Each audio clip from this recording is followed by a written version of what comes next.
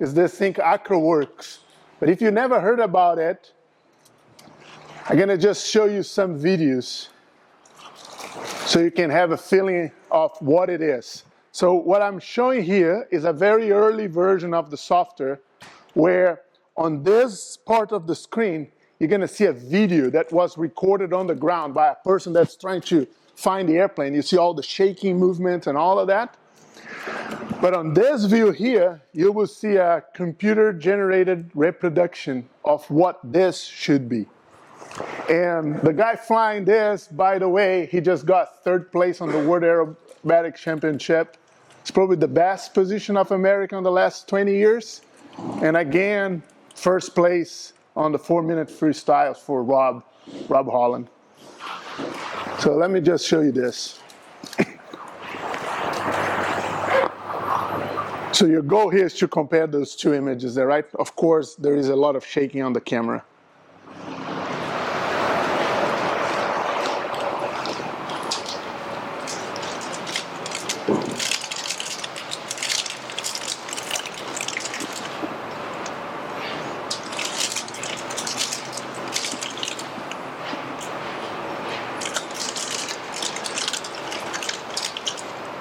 Pretty much the same, is that right?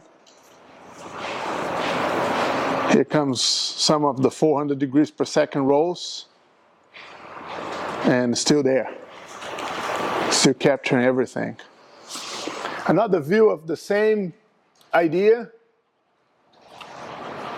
comes on this video here.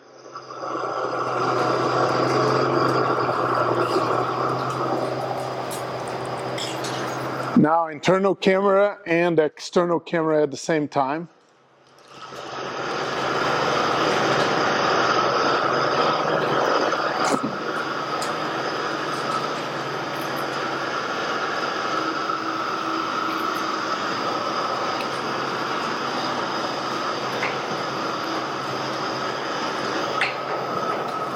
Pretty impressive, isn't it? It does track the airplane very, very well. All the rolls, the stops, they're very, very precise. So yeah, this is what Acrowrx does. So the idea that I had, and I will show you, as Joe mentioned, the genesis of this, is we all know that competition aerobatics, I was talking with Tom, is go to a contest in the middle of nowhere when it's super hot, and in a period of 5 days, you do 2 flights and you stay on the ground watching people fly. Is that right? Super awesome, is that right? No, it's not really. I mean, there is a lot of cool stuff on the in-person competition, but we are missing attracting people, young people, to those competitions. So how can I attract more people? Beside that, if you all do flying competition aerobatics, you know there is no way you can train by yourself. You need a coach on the ground watching what you're doing. So, but sometimes it's impossible. The place where I live in San Luis Obispo, there is no way I can put a person on the ground on the area where I can fly aerobatics. So how can I develop a system that I can go fly, and every single flight I do is a training? That is the idea behind Acrowrx. Let me show how I start with all of this, and I don't know, some of you know me, but let me just tell a little bit of my story, okay? I'm originally from Brazil. I was born and raised there. I studied aeronautical engineer there. Brazil is the second biggest aeronautical industry in the world, so pretty good schools to teach aeronautical engineer there. But I came from a school in Brazil that I think is particularly better than the others, because I had a professor that said, hey, the best way to teach those kids how to develop airplanes is to build airplanes with them. So he built with himself, with the students, 4 airplanes, and I was part of one of those processes, and he convinced me to never go work for the industry, but stay at the university teaching and doing the same that he was doing. So in Brazil, I built 3 airplanes with my students. I first built this one, which has a maximum takeoff weight of 650 pounds, so very, very light. Use a Jabiru engine, you know, the little 4-cylinder engine built in Australia, 80 horsepower, and it flies straight level at 360 kilometers per hour, so 180 knots. Pretty impressive, is that right, with 80 horsepower. So this airplane holds 4 world records with the FAI for speed and time to climb. After that, I built this airplane, designed and built from scratch with students. About 30 students participate in a project like this, which is an unlimited aerobatic airplane, but with a 4-cylinder Lycoming engine. It's called Mehari, still flying Brazil, got some Brazilian championships there. The airplane is actually in Florida now. I think Patty just flew this airplane, or was in Patty's place in Florida. And after that, we designed and built this guy here that probably you saw in some magazines because he got a good coverage around the world. It's called Anakin. Randy saw Anakin. Actually, you sit down inside Anakin, is that right? Not much room. Kenny did not give me an engine still. I'm shipping the airplane back to Brazil. But anyway, so it's another race airplane, Lycoming IO 360, 180 horsepower, and straight level is 310 knots. Okay, so holds 5 world records. It broke all the Nemesis Formula One records, and it broke push galore time to climb. So sea level to 10,000 feet in 2 minutes and 20 seconds for breaks off to crossing 10,000 feet. So pretty impressive airplane. And after that, I took a break at the university in Brazil. I got to leave there, and sponsored by a gentleman in Brazil, I came to US to build this glider. The picture maybe does not make justice to it, but it's a 93-foot wingspan wing, and it's full fly-by-wire. So all the controls move with a servo. The glider is actually flying the World Gliding Championship in Texas right now. It's not getting a really good result, but whatever. And I came here to US basically to just build this glider. But you know how life goes, is that right? A friend of mine that was teaching at Cal Poly called me one day and said, hey, I'm leaving to go work for Uber doing those eVTOLs. Do you want to teach in English for 6 months? I say, sure, it's gonna be cool. Oh, Joe. Oh, great. Oh, not a beaver. Well, I'm glad. Oh, yeah, we're good. You're good? Anyway, I end up going teach for Cal Poly, and at some point I pressed Control-Alt-Delete on my life, and here I am. Doing some cool stuff. Had the chance to work with Randy on a super cool project you guys are going to see next year. I did some crazy stuff. You guys probably saw 2 airplanes diving and some guys trying to exchange airplanes. I did that. Sometimes it doesn't work. Everything I do doesn't work that well, but I did that. And one of the really cool stuff I did, mainly because I was really involved with race airplanes and aerobatic airplanes, is that I got involved on the air race. So I worked for the South African team, I worked for the British team, Paul Bonhomme, and I worked for Kirby for many years on the air race. And my job on the air race was to calculate what is the best trajectory for those guys to fly and guess the best time. So I started to do this in 2008 with Paul, and when we are doing that and nobody knew what we are doing, we are just destroying the competition. Like, we win races by over 2 seconds. Because it's a really interesting problem, the air race, that different from a racetrack that you are pretty much constrained by the racetrack. On the air race, it's a free 3D environment. So how you go between 2 pylons the fastest way? Well, you would say it's a straight line, is that right? But it's not, because there is a 3rd pylon somewhere that you need to cross. So everything is a curve. And if you know where that curve is, and you get a pilot that can be trained to follow that, you're just unbeatable. Okay? To do that, I had to develop a data acquisition system to track an aerobatic airplane. And believe it or not, it's a hard task because we are flying at speeds and load factors that, for the GPS system, triggers a limitation that they have, so we are not considered a missile. And so if you just put a GPS inside the airplane and you do aerobatics, it won't work. You can try to, if you guys have G3X on your airplane and you try to download the data and plot that data, is garbage when you're doing aerobatics because the GPS doesn't work. So for years and years, I keep trying to develop new stuff on the air race. At some point at the beginning with Paul, we use a camera on the tail, and I calibrate the camera such a way that every time I see a pylon and I know where that pylon is, I could back calculate where the airplane was. So very complex math, very complex computation, costly, and could not be done in real time. Until about 2016, that I found a company in Texas that developed this little AHRS that was cheaper, but not really cheap, but was able to track aerobatic airplanes. And that was a game changer. That's when you guys remember probably from the Red Bull Air Race that they had the Ghost plane. The Ghost plane for years and years on the air race was fake. It's only after 2016 that the Ghost plane started to be meaningful, is when we found this little sensor. I'm gonna jump this video here because it's just me. So I did all these airplanes, and you can imagine to build those airplanes and to do all this work, there is no time left over to fly, is that right? So my flying experience was very limited. I'm a pilot since the 2000s, but very limited time. I was trained to do aerobatics in 2014 by Bud Davison and Wayne Handley. I got 10 hours with each one of them. And of course, that was the little bug there. But I made a terrible decision in my life to be a professor, is that right? We don't make enough money to do aerobatics, especially if you live in Brazil. Super hard there. Here in the United States, a little bit easier.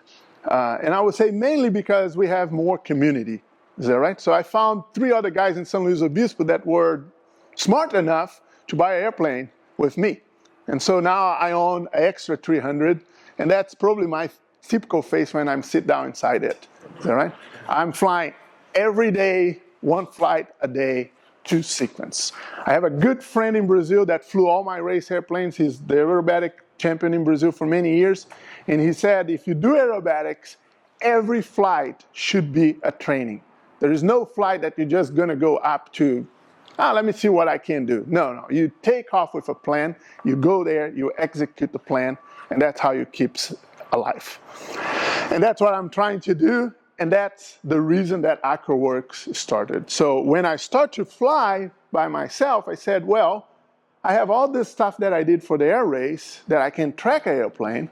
I just need to change it to what matters for competition aerobatics. That's what I want to learn now. And for competition aerobatics, what matters is to have that judge's perspective. I want to see what the airplane is doing from the perspective of that person on the ground. Is that right? On the air race, I didn't care about what the person on the ground sees. I only care, is he following the line or not? And I start to develop all this methodology to explain the pilot what he needs to do to follow my optimum line. But for competition aerobatics, really what we want to see is what that person on the ground sees when you're flying that airplane. And that's how I started Acrowrx. So I just programmed that on a very simple web application, and I start to use by myself. I show that to some pilots. I call Rob Holland and I say, Rob, I really want you to give it a try, because if you can't break it, I think nobody can break it today. Is that right? And at the beginning, Rob was very reluctant. And I remember one day, Oshkosh 2 years ago, I called him right before Oshkosh, and I said, Rob, when I start to work for the air race, was exactly like this. All the pilots were saying, oh, maybe, I don't know, maybe this is gonna work. And today, if that air race comes back again, I know no one can win without the system we developed. So you better get this. And he said, okay, yeah, I know you're sorting the air race, send me over. And since then, Rob is using. He just used on the words for all his training and all of that. Any questions? What is the hardware that goes into the airplane? That's a great question, Randy. So The hardware I developed first is the one that derives from the Red Bull Air Race sensor. We're using that sensor from the company in Texas called VectorNav. And the sensor by itself costs $4,000. So when I start Acrowrx, I use that. And of course, I was offering to some people and everybody was saying, oh, it's too expensive. Honestly, I don't think it's too expensive. Because really what is expensive is you go fly every day and don't have any idea what you're doing. Is that right? That's expensive. And you're making mistakes over and over and over. And to go back from those mistakes is really hard. But the community was like, no, it's too expensive. So I start to investigate other systems.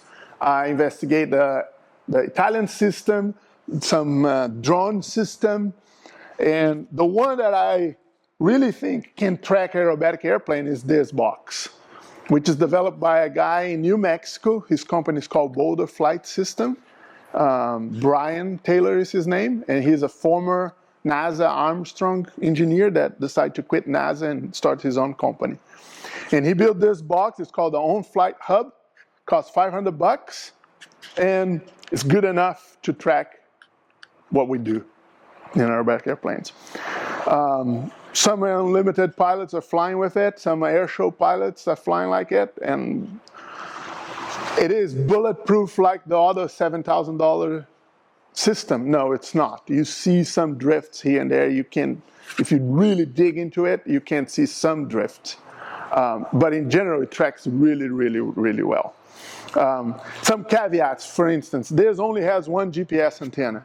So when you're very low speed, there is no way for this to determine exactly what is the heading. So at very low speeds, you might see some heading drifting. So on the ground, when you're taxiing or before you start moving, this box, the model of the airplane just rotates on the ground because it doesn't know where.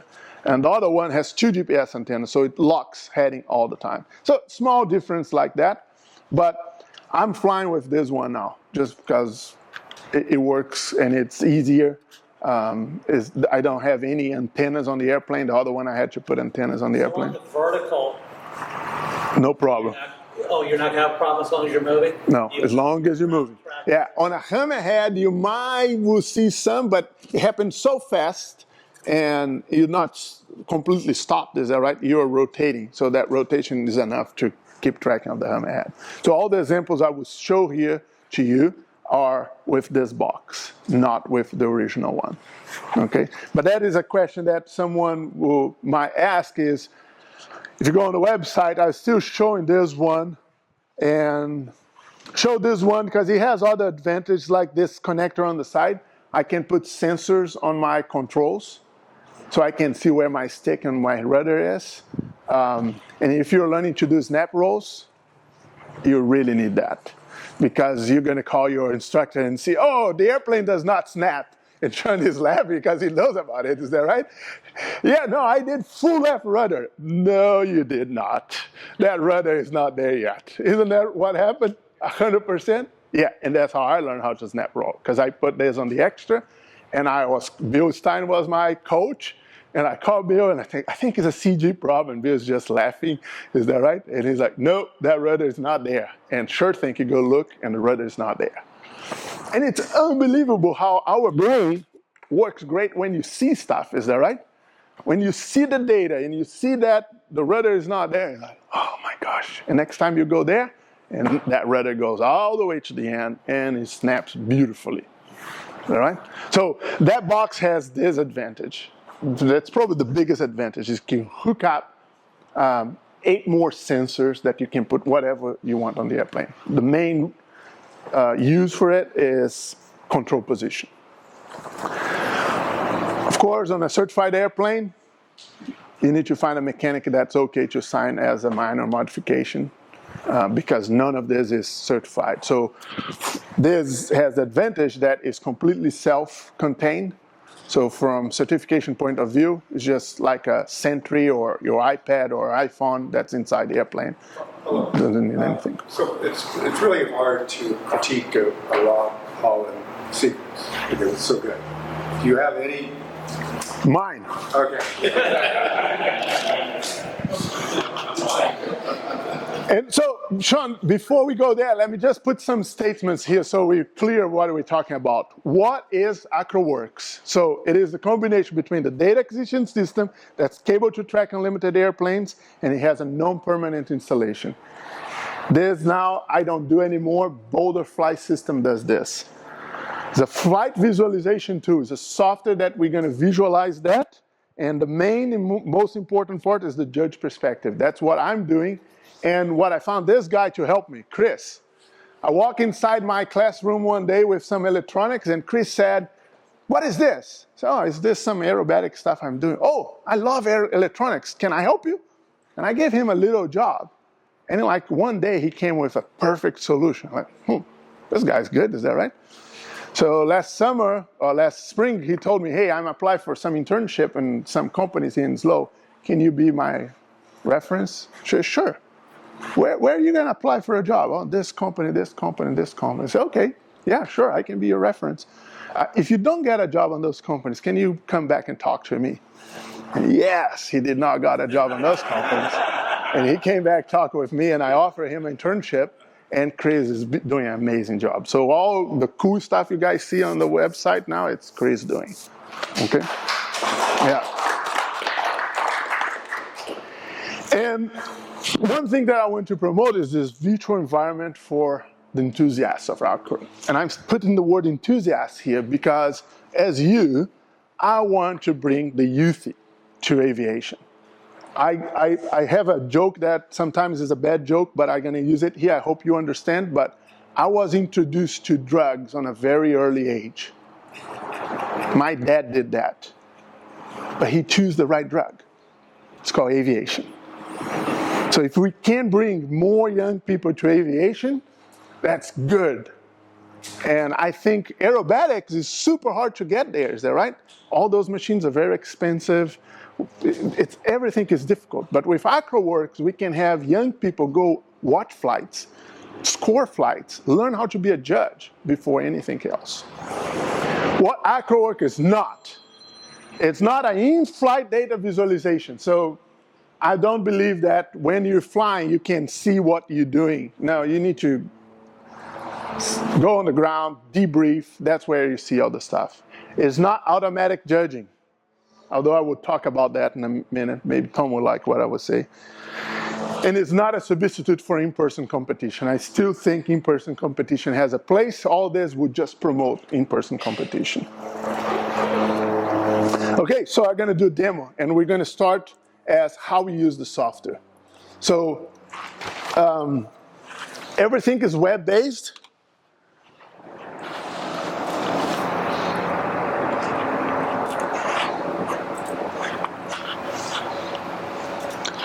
So you literally go to acrowrx.com. If you don't have an account, you sign up. If you have an account, you sign in. If you just want to sign up to watch flights, it's free. If you want to upload or analyze your flights, we do have a subscription fee. Okay, $15 per month. You sign in, and you're going to be taken to this home page where you can see news about your social interaction with other users.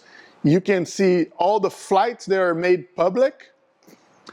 But on the top here, the main page we're going to go is the analysis page. And on the analysis page, we'll show up those four views. Here will be the judge view. Here is what I call the chase view, the map view, and a strip chart. Which one's the judge view? This main one. Okay. Yeah. You go fly, you switch this on. I just showed Tom. Hammer, come back, switch off, take the SD card, put the SD card inside your computer, and you're going to go and choose file and look for that flight. And let me see, this one probably I have something that I can show Sean Tucker. So the flight, if you go here on the map, you will see it starts at the airport, is that right? In San Luis Obispo, where this red dot represents the airplane, and I'm in front of the hangar taxiing. So that's why on the judge view, you don't see anything, because the judge is set on another location. How you set the judge? You just come on your map, and you find that place that I use as a reference for where the judges are located, which is on this little dirt road, and I click there, and my judge is placed there. Can you place them in the air? You can. So here, on those 6 dots here, you can move those menus in and out, and you can select the height of the judge, the heading of the judge, so where the box, you can see the box rotating on that map. Oh, that's great. So you can say where the y-axis of the box is heading to. So for me, it's about 216 degrees when I fly there. And you can set the distance between the judge and the box. Okay?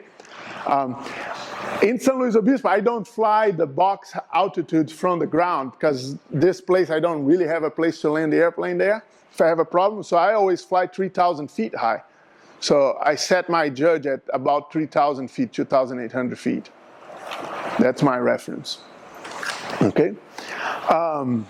And from this point beyond, this is displaying what that judge on that location is seeing. So normally how I operate is I start my flight here and I just grab this scroll bar here and I just move it until I see either the airplane approaching the box or I see the red dot entering the map. So at some point here you will see that red dot. Yeah. There it is, the red dots. See that?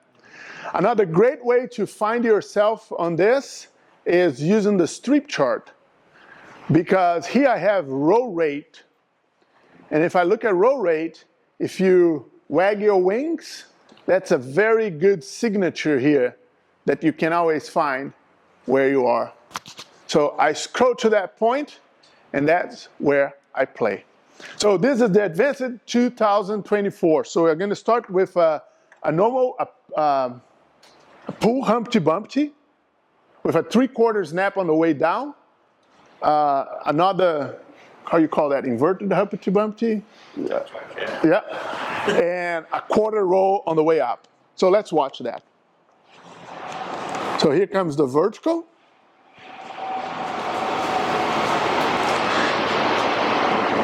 Here comes the Humpty. And here comes 3/4 snap.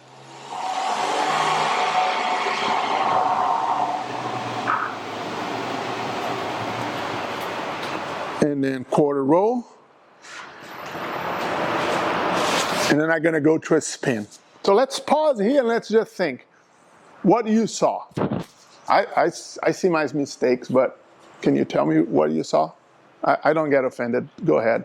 A little positive on the upline. A positive on the upline. What about after the 3/4 snap? Short. Short, negative. The 1/4 roll.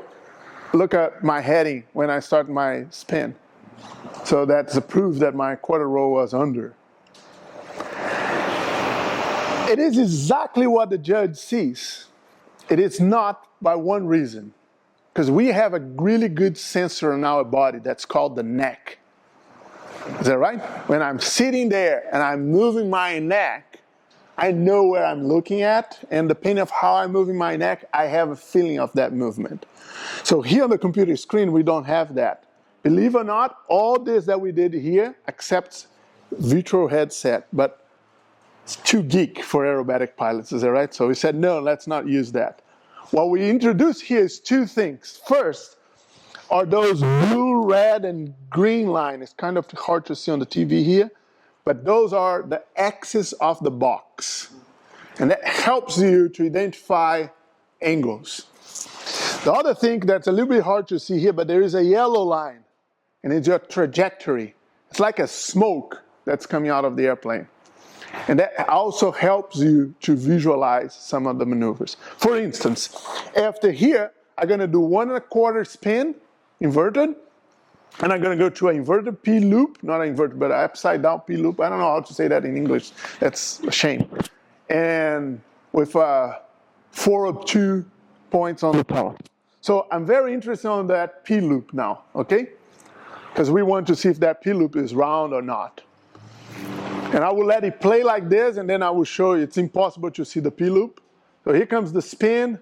I'm a little negative on that vertical, and out comes the P loop.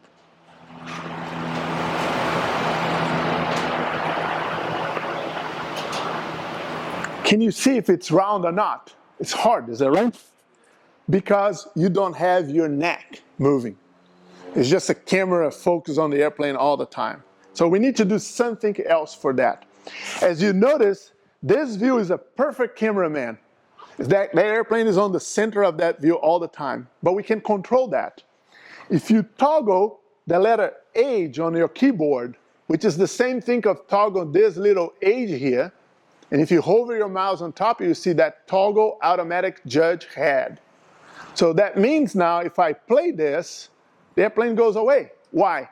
Because now the judge head is being controlled by my mouse. If I click and drag here, I show where the judge is looking at.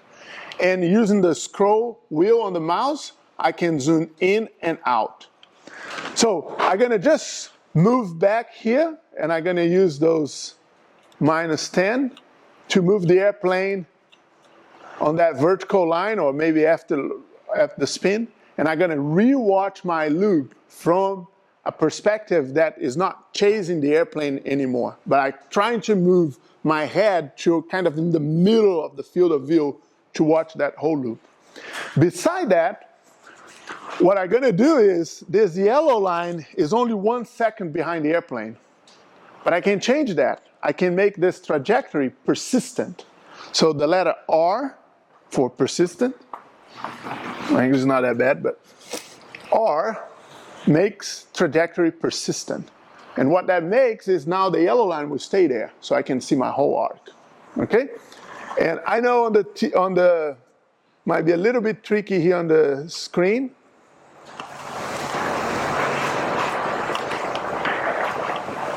Luckily we get out of the cloud. And now I think you can see, is that right?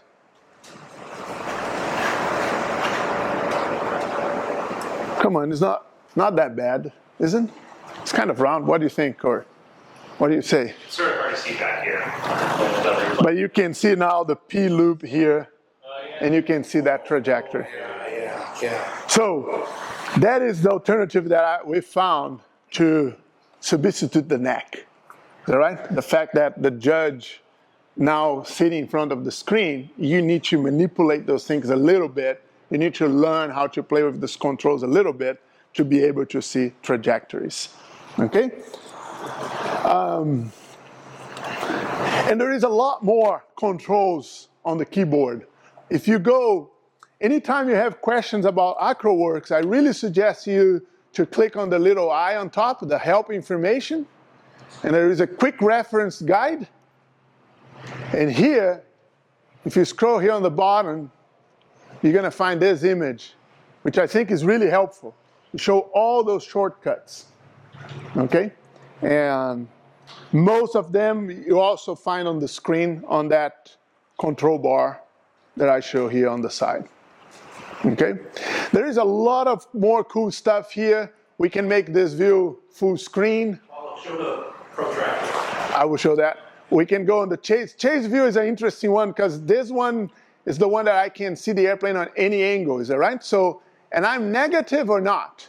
So I can come here. I'm very crooked here. Let me find a place where I'm a little bit more decent. Okay, so here you go. I'm flying this vertical line, and I'm vertical or not? Well, it's too small. I want to make it big. So first we can maximize that. And then if you type P, it puts you a protractor there. Then you can actually measure how many degrees you're off. Is that right? So this is one of the cool stuff we can do. Let me go back on that maneuver.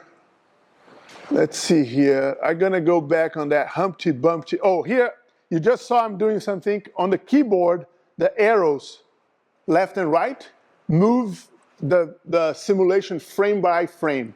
This records at 50 hertz, so 50 times per second. So if you really want to see a stop of a snap or a roll or anything, frame by frame is 1/50 seconds, 200ths of a second. So you really can capture those things. If you press the key Shift and use the arrows, now is a fast forward. So now you can easily find stuff on your flight. Now a fast rewind here. And I'm gonna go back to that Humpty Bumpty that I do, the 3/4 snap on the way down. So here I want to see if my 3/4 snap was in the middle of the line or not, if my second line was short or not, okay? So what I do is, first I try to find where I stop my arc. So let's go back a little bit more, and let's just play, and I'm looking at my chase view, and that's probably where I stop my arc, because I see I don't have more pitch movement. So using the numbers of your keyboard, you can drop markers. So I use the number 1, and I would drop a marker at that location. So I let it play again, and on the bottom here, I'm looking at roll rate. So I know the middle of my snap roll is when I reach maximum roll rate. So I'm gonna just play to that location, and here's the middle of my snap roll. I'm gonna drop a second marker, so I'm gonna tap the number 2 for a second marker. And then I play again, and I'm gonna be looking where I start my arc. And it's about here I start my arc again, maybe a little bit before. And this is number 3. So now, if you zoom out here and you move the judge head, you can actually see the 3 dots on the screen. Maybe it's hard for you to see on the TV. There is a dot. There is a dot here, there is a dot here, and there is a dot here. So actually my second line is longer. Is that right? So, stuff that you can do, is that right?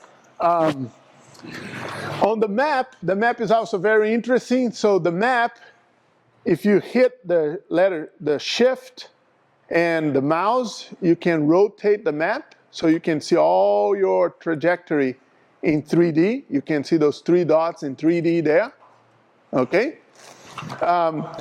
Which is super hard to see because of parallax. So the map for me, personally, the most important thing on the map for me is to see where I'm putting my figures inside the box. And because there is parallax, I don't know if you can see, but the box, if I move it here or here, the perspective is different. So if you tap the letter F for flat, everything projects on the ground. And now I can really see where I'm putting all my figures and if I'm inside the box or not. On the screen here, we have some box flags. This is like the line judge with a little flag, raising the flag, is that right? If you're out of the box lateral will turn orange if you're on the buffer area, will turn red if you're out. The box vertical will turn orange if you're high, will turn red if you're low, okay? What else? This is, in general, the analysis window. One cool feature is, I know we have a bunch of GameBird users here, so we can just go here, select a GameBird, and that airplane now becomes a GameBird. I know it's not your paint scheme. We're gonna get there. Yeah, I have a couple of models of airplanes here. If you have an airplane that's not here, please let us know. We're gonna try hard to put a model there as well. Some L-39, some Sukhois we have. But yeah, I just got a request this week to put a T-38 there, and we're gonna put a T-38, so it should be cool. But this is the analysis window. Okay, great. Now I did analysis on my flight, and I can crop my flight. So I can select here an area of my flight that is of interest. So I can go find where is the beginning of my sequence, the end of my sequence. And now I can upload this flight to the Acrowrx database, okay? To do this, we're gonna come here on the left panel, and we're gonna click on Upload.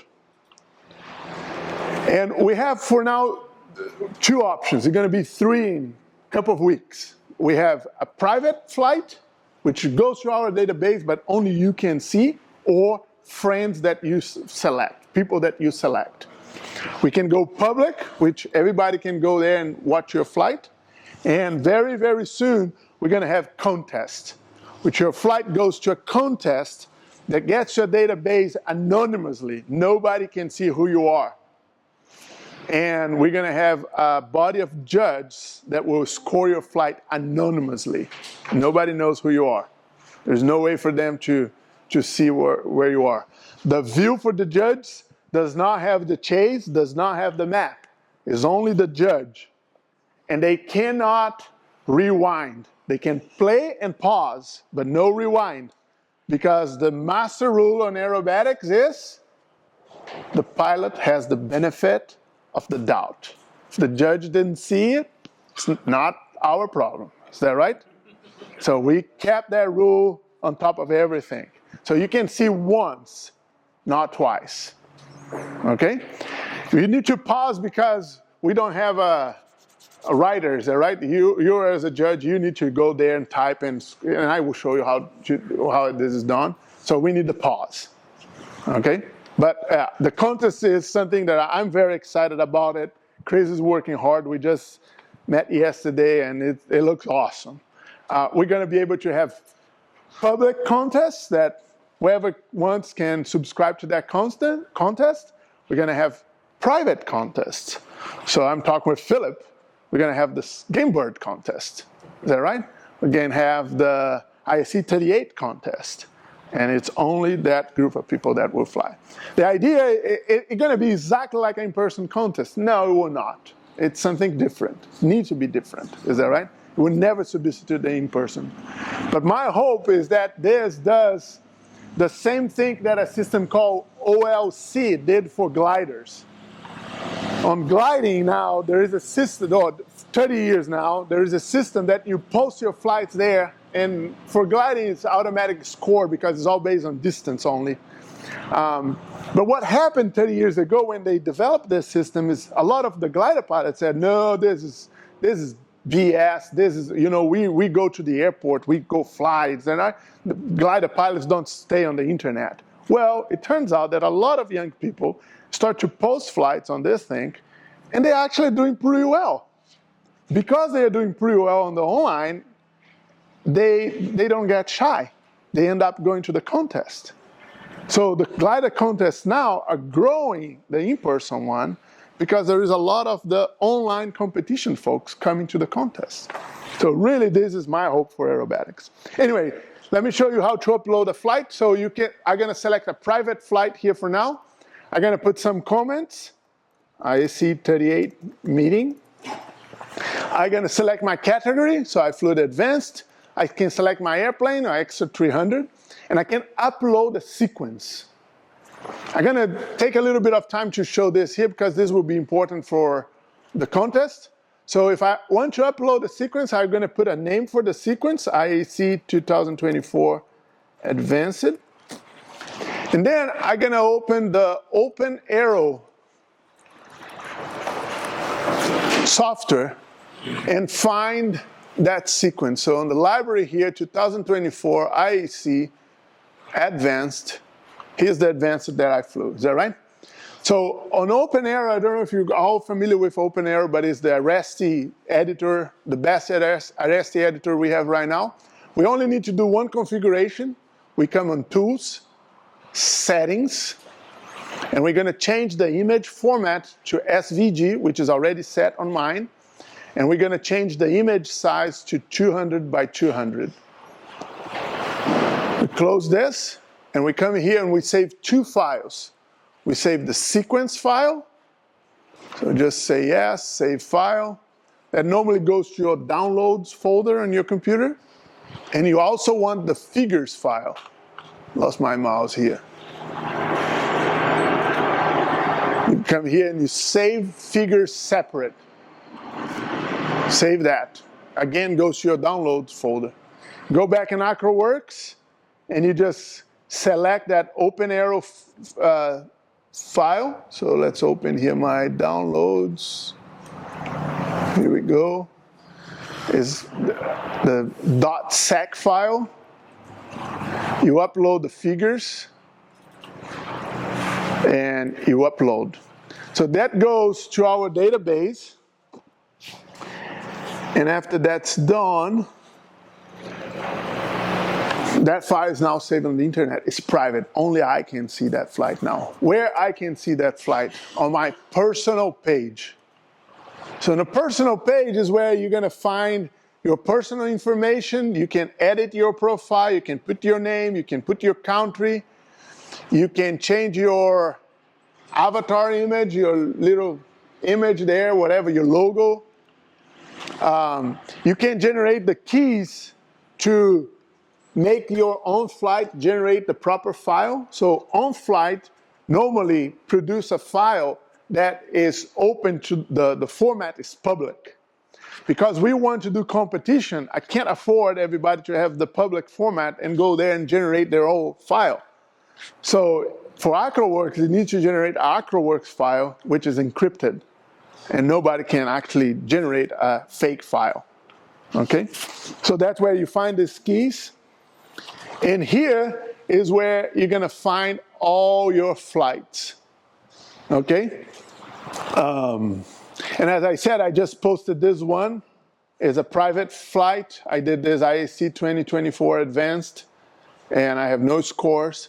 But what I want to show you here that I think a lot of you are going to like is the capability of share this flight. So if I go here and I share this flight, I can go select which account you are, Chris. Just the Christopher Sheen. The very bottom one. So Chris' account, Chris has like 3 accounts on Acrowrx because he's developing, and I can share just with him. So if I share just with him here, How do you want to do this? do you have a HDMI? I do. So share your screen now, Chris.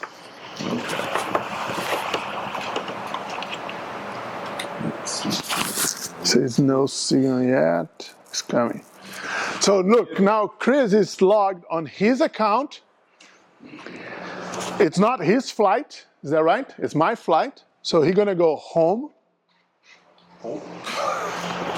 Failed. Do you still have your Extra 67 Alpha Sierra. Yeah, it's not showing up. I can try mine. Yeah, mine is on. It is on because I'm on.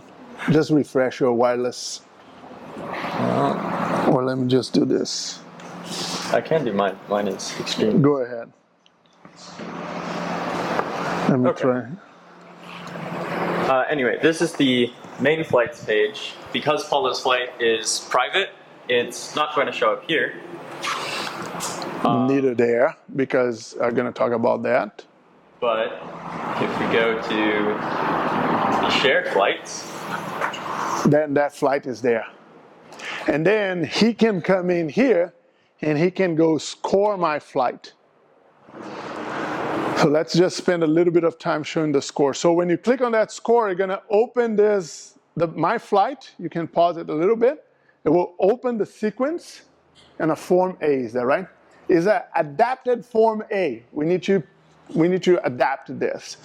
What are the adaptations? First, now the judge is responsible to mark outs. So remember that I said that we praise the benefit of the doubt?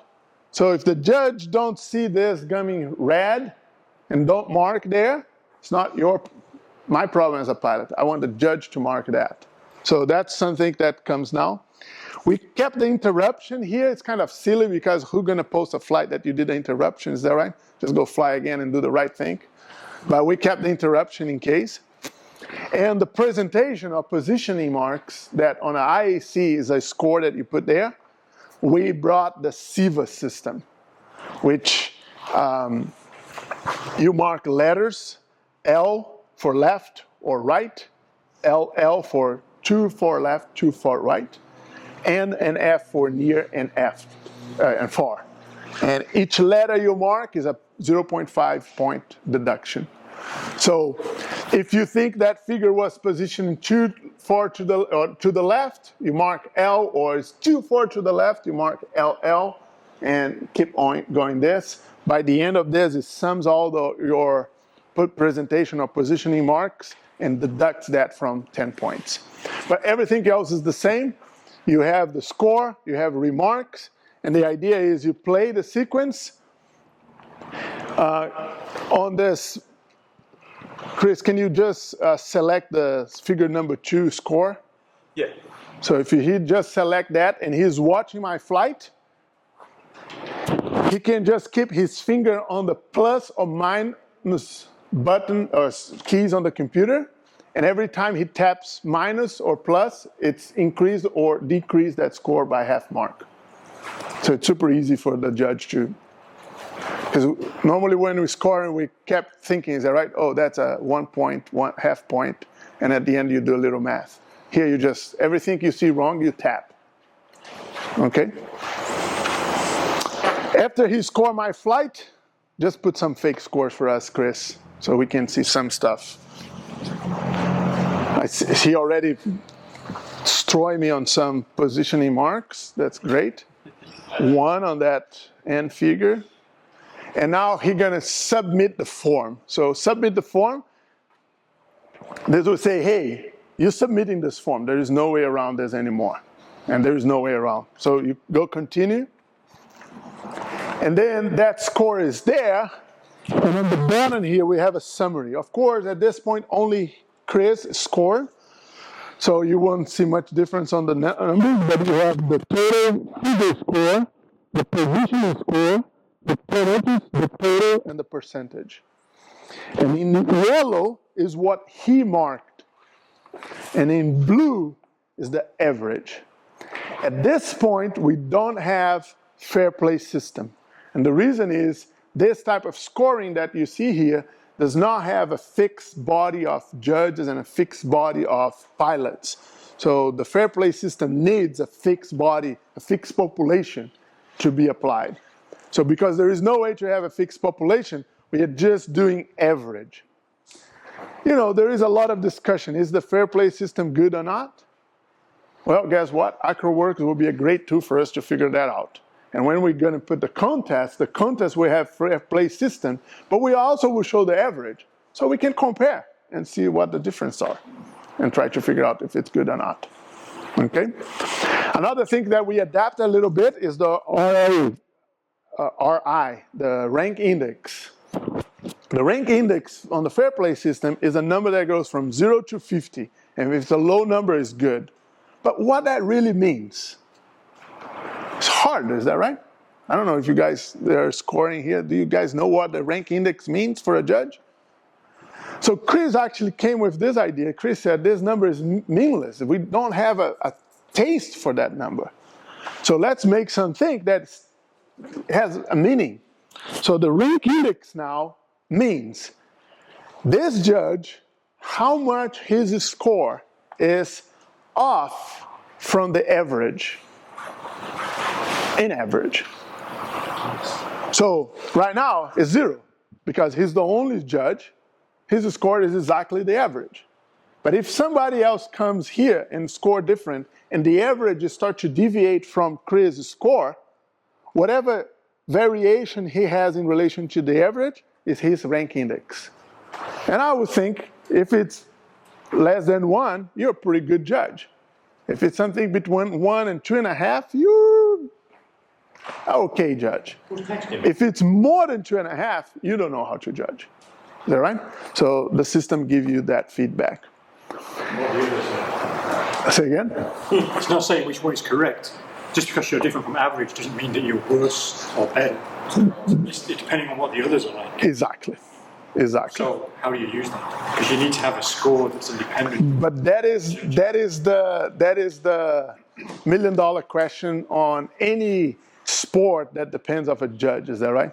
So, like on all the Olympic sports, Right. what That's why you clip high and low scores, as you were saying. yes, So, just taking raw results, especially if you've got multiple judges, opens up the question about which is the more accurate score, not which is the most average. that is correct.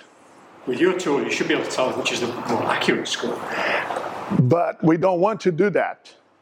There is no way to do that so far. Because if it was just like if the loop is round or not, then I agree with you. But the complex of maneuvers we have, it's very, very hard for a computer using a deterministic way to tell if that's good or not. And I do believe particularly that the beauty of aerobatics is the artistic side of it. It feels good or not, looks good or not. And I am not driving, as I mentioned, to an automatic score. I still want the people to tell what is the best. So that is where I'm going right now. How does the rank index compare to row? Like if you're a judge, you get a row value which is your Spearman rank correlation coefficient. I don't know about that one. I need to study that one. Oh, yeah, no, there's all sorts of statistics that go when you get a score. Did we saw row? I've never heard of row. Is that on the IAC or SIVA? NPP, NF, NC. Oh yeah, I know about that. But do you know what they mean? Yeah, well, no, row, the rest, no. And I'm an engineer, I should be able to figure this out. Right? Yeah. I don't care. Row matters to me because it tells me how close I am to the group of who won. So if that person was the best on that flight, and you rank them the best, then you have basically a perfect row. Where that falls apart if there's only 2 people in the category, it'll tell you that. But like if you get consistently 80 or 90 on your row value, it means you're rating who should have won compared to the mass of judges who were in your group. Okay. It's kind of an interesting. I think it's similar. Way to. We need to take a look on that. Yeah. There's math in there if you want to look at it. Yeah, there's a whole manual one. I know what document it is. If there's a small pool of judges or there's a small group of pilots, it falls apart. Absolutely. Yeah, which for now, this is what we call the public score. Is that right? Anybody can score this. Sure. And it can be thousands of people scoring or one person scoring. No, this is truly. So for now, we said, well, let's just do the average and show the average, and that's it. And one interesting thing is, go back to your homepage, Chris,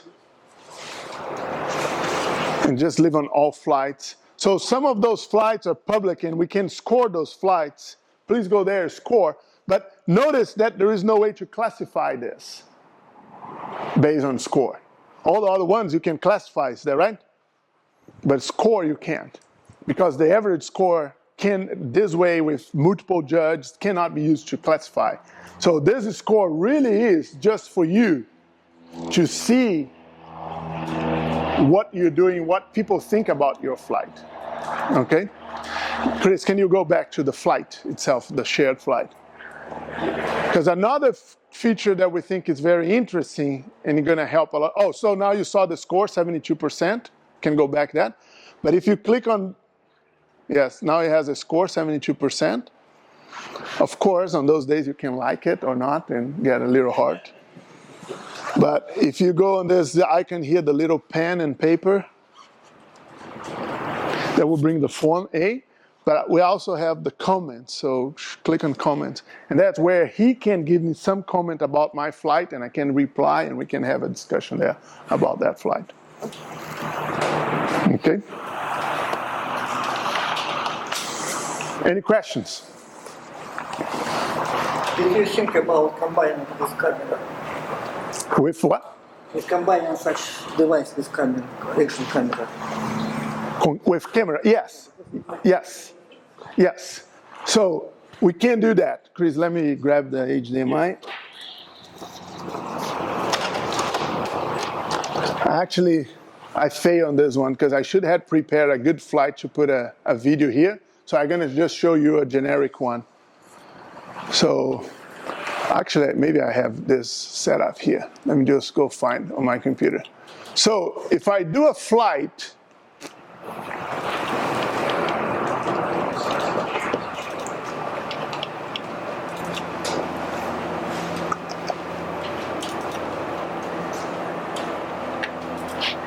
let's put the extra 300 here. So I did this flight, okay? And I'm gonna go at my roll rate here. And I'm gonna try to find where I'm rocking my wings. I think I'm rocking my wings about here, somewhere. And here I can select a video as well. So if I go there and I select the video of that flight, that video will show up here. So now we need to do a little bit of homework here. Let me prep this.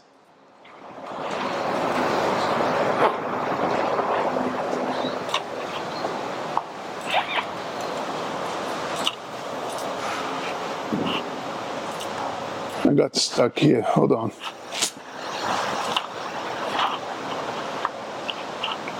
Let me open that flight again.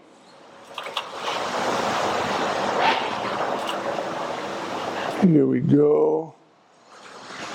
I'm gonna just try to find where I'm rocking my wings. So I'm gonna rock my wings around here. Yep. I'm gonna open the video flight as well. And I'm gonna stop the data acquisition the simulation where I rock the first wing. And then I'm gonna scroll my video, this bar on the bottom here that has the video, the green part. And then using the keys greater than and less than on the keyboard, I can move my video to that point where I rock my wings.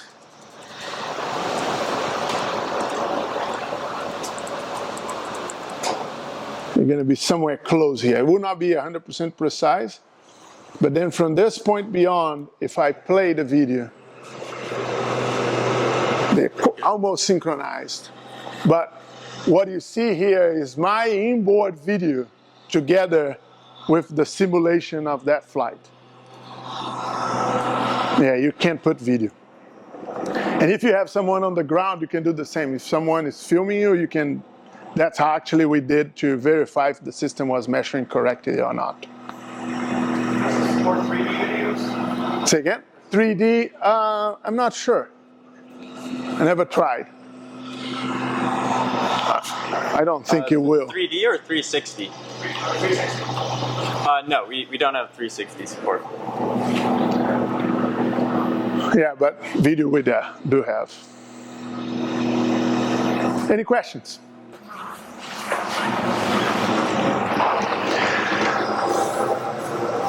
Well, the missing for the hardware, is that something, do you go to Boulder to get that, or is that something that you guys sell on the website?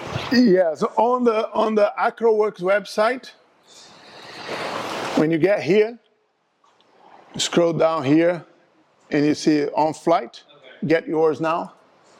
That would take to their website. And then it looks like, I mean, it's almost like a GoPro mount or something like that for them. You clip it in and out? What I'm doing, I'm just using dual lock Velcro. Okay. I push about -5 and still there. Never try more than -5. I can't. But yeah, it does have a 1/4 thread insert here, and it does have a GoPro mount here. Does it have to be flat on the dash? Oh, it needs to be. So, what the data shows you is the alignment of this in the air. Is that right? So if you place this 10 degrees up, your airplane will be flying 10 degrees up. And that's why here on the software, I have it up and ready. I can go here. Here on the analysis window, when you go select your model, you have yaw, pitch, roll adjustments that you can rotate that. So if I do a pitch adjustment here, you're going to see the airplane rotating. Is that right? Got it. So you can. You put it in there, you go out and flat straight line, and then you come in here and look and see what. Well, normally what I would do, like on Joe's airplane, I know the reference line of the airplane is the canopy line. Is that right? So I put my iPhone with a digital level on the canopy line, and we measure, I don't know, 20 degrees. Then you put the iPhone on top of this, and you measure 28 degrees, so you know there's 8 degrees between them. But this is the fun part. On a decathlon, you do it on the reference line of what the judge would see on the chord line, right? The chord line. So, but you can, well, it's not even the chord line on the Decathlon, it's the zero lift line. Yes. So, but yeah, you need to do that math to figure out what is the right angle for this. You don't want to go out and fly at certain. No, but hold on. No. But That is the job of the judge to figure that out. For us here, there's only matters is that this needs to be aligned with the 3D model that's inside there. And the 3D model is always the longitudinal line of the airplane. So we just need to do that. Is the judge's problem to figure out where that zero lift line is. You don't want to do this in flight because if you No. a certain speed or another speed, you're going to have a different attitude. No. Another great way to do is just look at the airplane sitting on the ground here. If you scroll your data when you're taxiing, and if you don't see the mains and the tail wheel aligned, it's because the angle is wrong, and you fix it. If you have any roll, you also will see on the ground the airplane is sitting like this, so you know it's wrong. You put a little roll there. So is that hardware? Well, I was going to say, if you have a situation where things are shaky, how much shaking can this thing take, or does it filter it out? That's a great question. So if you go on the configuration of this, there are cutoff filters that we can set different frequencies. To be honest, I never played with them yet. And ideally don't want to put this on a place that's shaky, because what is inside this? This is a combination of accelerometers, gyrometers, magnetometers, static pressure, and a GPS. All those sensors, they have errors. And what the software inside this here is called the extended Kalman filter, is an optimum way to mix information and give you the best estimative possible. So we're mixing all those data, those sensor information to give you the best attitude of this airplane. The box is really precise for attitude. So the angles are very, very precise. For position is a big challenge. So that's where you might see some drifting sometimes, is positioning. Sometimes you will see the trajectory line, that yellow line, do some serrated, some aliasing. It's because the algorithm is receiving data from sensors that are not really good and trying to mix that data, and that's when you see a little bit of aliasing. So vibration, what you're doing is just make your sensor worse. Is that right? The error, the noise of that sensor is just increasing. So the algorithm will say, well, there is a lot of noise. I can't trust on that sensor. That sensor gets a lower weight into that average. It's not really an average, but so we don't want this to vibrate. Two questions. One is, does the zero line on the artificial horizon correspond to your zero lift at all? No. Okay. No. On the Decathlon or Citabria is also the window line, is the reference on my model, my 3D model. So that line on the window, the longeron fuselage, is the zero. Great. And the other is, can you put it on the left side of the, or on the right side? Is that should be in the center line? Ideally, you want on the center line. I don't think, like on a Citabria or Decathlon, if you put on the side of the cockpit, you will see much difference. Because literally what's happening is you're rolling the airplane and this is rolling a little bit, so your GPS will have to have that precision here, a foot, to be able to actually see that. So I don't think it's going to be a big problem. Like on my Extra, I flew it on my back, on the side of my back. Now I fly on top of the dash. I have 2 units together and they look almost visually the same. Okay. This is the GPS antenna is internal to this. It is internal. That's one of the benefits, but all the benefits also a problem. Is that right? Yeah. So the other unit, we have 2 GPS antennas. One goes on top, or the other one goes on the bottom. Yeah. It's a problem because on a certified airplane, you need to have someone signing off your installation. But it's good because I have 2, because every time I go upside down, I always have one antenna watching the sky. This guy, you go upside down, it can lose GPS. It's a very good GPS from a company called U-Block, so it receives really quick, picks up really quick, but you lost GPS. So one of the worst maneuvers, you want to break the box and see a little bit of drift, do a bunch of hesitation rolls on the bottom, bunch of them, and then stop, do a Immelman, and then do hesitation rolls a little bit on top. You will see a little bit of drift on this top arc here, on the altitude. Because as soon as you start to do those hesitation rolls on the bottom, the GPS is on and off, on and off, on and off. So the estimator inside say, hey, that GPS is not reliable. And then you crank.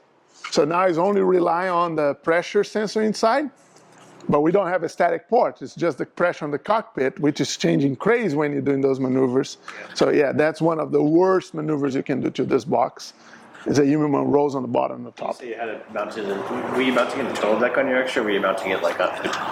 I flew many times under the turtle deck. It's at 300L, so it's glass.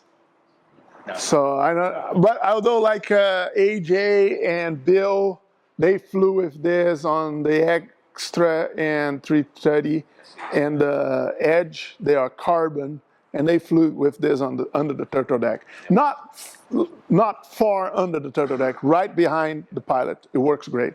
Yeah, I got a laser. There's no way enough. Yeah, you will. On the turtle deck will be just fine. So what you're saying about that device, is it going to be a problem then just for simple split S? No, that is fine. It's really, we just figured out, actually Brett Goatsmith was the one that found it, that the hesitation rolls on the bottom and the hesitation rolls on the top just make the hard life for the GPS.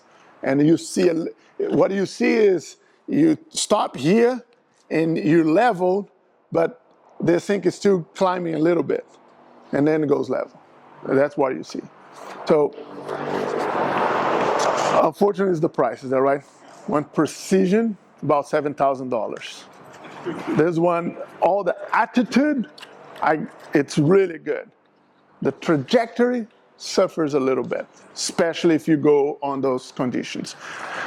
For me, it's like you need to also, it's like any measuring device. Is that right?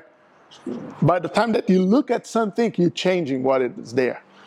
So we need to learn how to use the measuring device we have and understand that, hey, that location, yeah, there is a little bit of uncertainty there. And my suggestion is look at for the aliasing on the yellow line. If the yellow line has aliasing, it's because the unit is suffering to get a good estimation. Just don't trust on that 100%. Think about twice before you do anything with your flight. It's an internal battery, right? It is an internal battery charged with a USB-C. I did a test. It lasts about 2 hours and 40 minutes. So, is there an indicator light to show the GPS strength on there if you're trying to move around and try to find a spot for it? No. No. And on Tom's unit, I saw they put a label that says on and locked.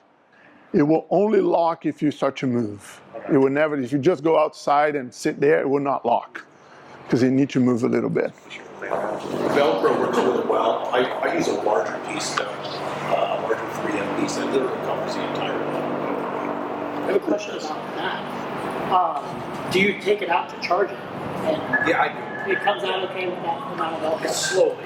Okay. It's Velcro. I really think you guys should look at this dual lock Velcro. You find on any Home Depot or Lowe's. It's slightly different from the one you put there, but it locks. You feel it click. And for me, it's the best thing. I use this on the Red Bull Air Race for everything. And there we're pulling serious G's. Also held down the GoPro up there too. Oh yeah, that's what Joe did, and I love this. He put it like this, and then he used the GoPro here, which is great. Question: how long did it take you to get used to managing the information and learning? How long did it take? Yeah. The learning curve was pretty high. It didn't take me too long. I discovered real quick parallax. The information in which I was looking at where I had nailed a classic one was on my free 4-point hesitation roll before a half loop up to a roll. I had thought that I had nailed everything and looked really good, and on the chase view with the protractor, it was perfect. When you take a look at the judge's view, I had under-rotated.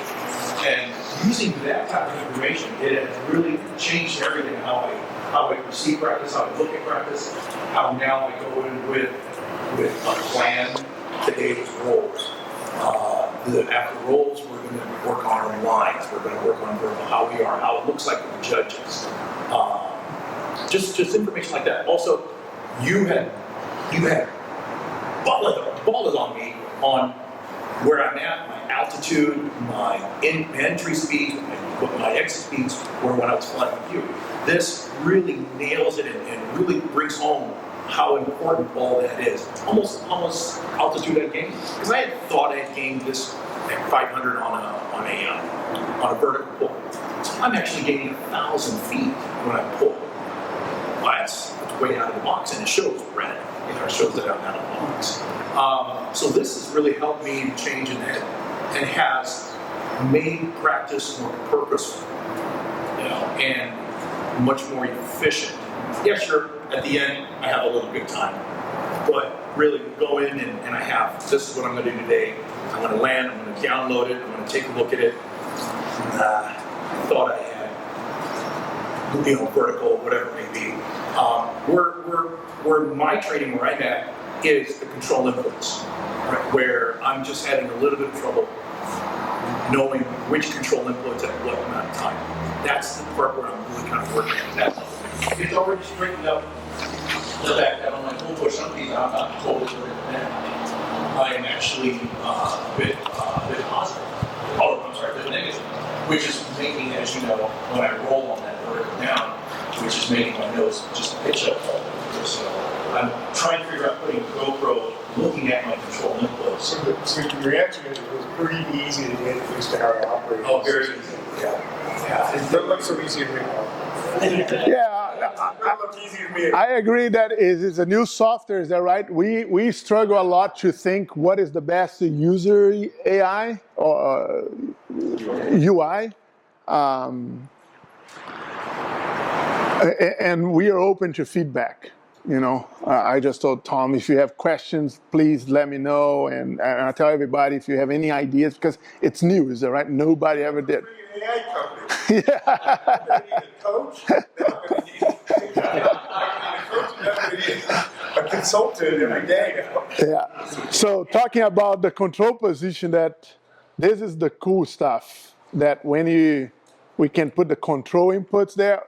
Although my rudder here is not right, it's not calibrated, but you see the stick, and I'm flying. So that mark there on the other unit is where we can show where the stick is, and you can see all the movements and all that. Yeah, we could see that. Yep. Yep.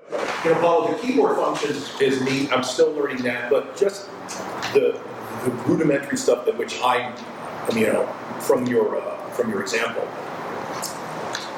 that's really easy, Sean. That's really super easy. All the shift and the movements and the beat. I'm still learning all of that. I learned a lot here too. I'm glad we're taping it. But just getting it started and looking at it, it's really, really easy.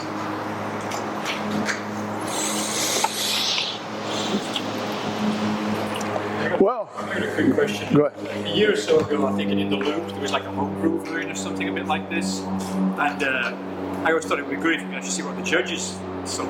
But the one thing I liked about that was, for someone at my level, I like to practice something, a particular figure, know it's not right, attempt correcting it, do it again. He had an in-flight display from a tablet, so it wasn't anywhere near this level, but it looked really attractive for someone flying the level I'm flying, which is like, well, did it help to pull more G in the first quarter of that loop? Did it make it rounder? So is there any way you see going forward where you're going to have that little sort of pause and then play back the last figure? Yeah, so the older data unit, and actually this one also, they do stream data on a Wi-Fi. So if you connect on a Wi-Fi, the data is there. I just don't think the in-flight visualization is effective as a training, because most of what we do is muscle memory, is that right? So I think it's better if you go up and you say, okay, this is how I'm doing, and I'm going to do 10 times exactly the same way. And then you go there, you fly, you come back, and you watch, and you say, oh, yeah. This is a problem, this is a problem. So when I go next time, I need to change my muscle memory or my inputs more towards that direction. But you need to go and try repetition. Because the way that we learn this, maybe Sean will say about that, but it's 1,000,000 times repetition, is that right? When you got to 1,000,000 times, then you're probably good. And that's my concern with an in-flight thing, is that first is a distraction when you're flying, and I'm afraid to propose a system like this and people getting distracted and actually involved in an accident. And I don't think our brain and our body can adapt that fast. I think we need to go fly thinking, okay, I'm gonna do exactly this way and I'm not deviating for that. You come back and you look and you make the adjustment, you go fly again, and it's repetition again. Slightly different from before, but repetition again. So that's my take at this point, but open to suggestions. So they do stream right now? I mean, They do stream. They do stream. If we write a software, we can get that data and see in flight, yeah. What do you think about maybe renting or leasing it so people can try it first? The device, I mean. Sorry, say again? If you suggest maybe a way to lease it or rent it, the device, so people can try it first. Yeah, that is an option. Some planes are shared, so they buy it or not. So it makes sense, but it makes sense to try it. Yeah. For a couple of months. Yeah, we are working right now on the contest part. But yeah, that's one thing. For one test, you don't need to encrypt data, you need to cipher. Yeah. Is IAC supporting the virtual competition concept? Not yet. No, not at this point. I'm just building it with the best of my knowledge of how a competition works. Rob is being a great friend, helping of how it should look like. But I'm gonna just put something there and see what happens. And I'm trying to stay away from the official bodies, just to not be influenced from that too much, and just start. Because as soon as, like, if you go talk with SIVA, I have a lot of contact with FAI because of the records in SIVA, and then there are more problems than solutions at the beginning. Is that right?